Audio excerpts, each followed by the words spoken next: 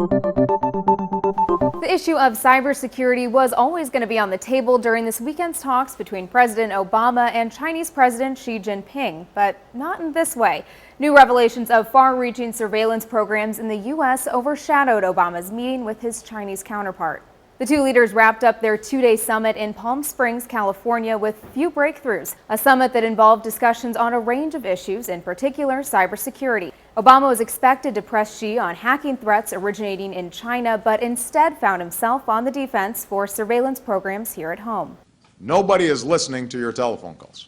This followed recent revelations from The Guardian and The Washington Post that the U.S. has been collecting data from millions of Americans' phone records and tapping into the servers of various internet giants. Both papers reported Obama signed what's known as the Presidential Policy Directive 20, which authorizes the intelligence community to prepare a preemptive list of cyber targets. The Daily Beast's Josh Rogan explains this makes for some awkward timing, writing, Obama has to walk a very fine line to tell the Chinese to stop doing things that are clearly illegal, but at the same time justify to the American public these extraordinarily sweeping programs in what seems like a really unprecedented campaign to record everything. The meetings followed months of reports the Chinese government was behind cyber attacks on the U.S., compromising designs for weapon systems and military strategies. Xi condemned the cyber spying but denied the Chinese government had any role in the alleged intrusions.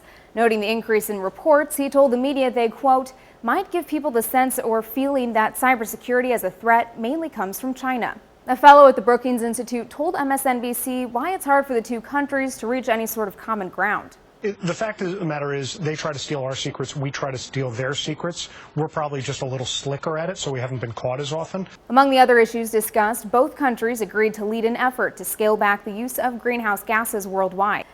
They agreed to pressure other countries, notably India and Brazil, to cut the production and consumption of hydrofluorocarbons, or HFC emissions, a chemical commonly found in refrigerators and air conditioners.